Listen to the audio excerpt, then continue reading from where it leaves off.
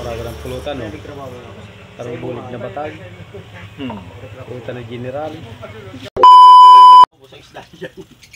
Ay, loto ko, boy. Itlog. Itlog sa umaga to. Manok pala eh. Ay, no, manok niluluto ni boy, oh. No, itlog na manok. Ganito magpapadingas, boy, oh. Pang! Parang di sayado sa mantika. Manok, wala pang pakpak. Kaya nauwi sa itlog. Di, itlog na muna. Mamaya na yung, yung manok, huliin pa.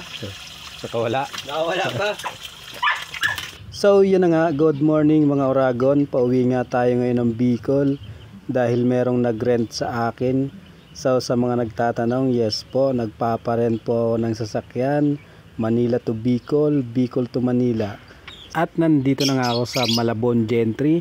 Gusto ko lang muna magpasalamat sa aking 56,000 followers mga Oragon. Maraming salamat sa inyo.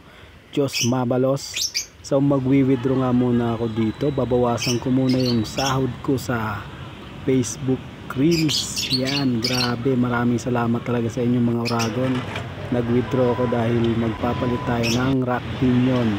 Yan, pambayad lang natin yan dyan sa rack pinion dahil hindi na siya kayang i-repair.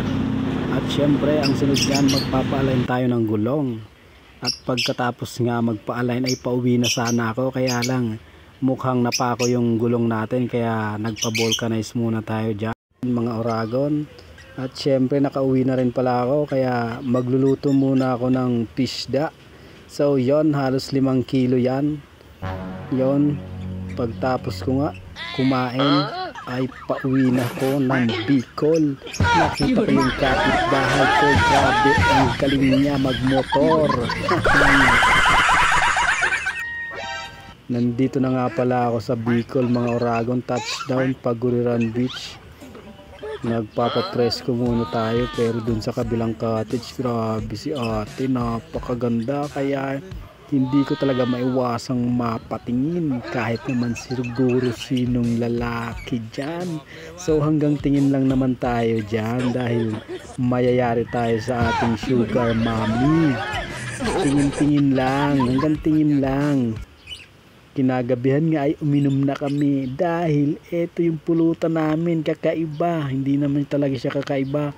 May lahi lang siguro kaming mga unggoy dahil yung pulutan namin saging. Nakarating pa kami ng Paguriran. So hanggang dito na lang mga Oragon. Maraming salamat sa panood ng walang kwentang vlog.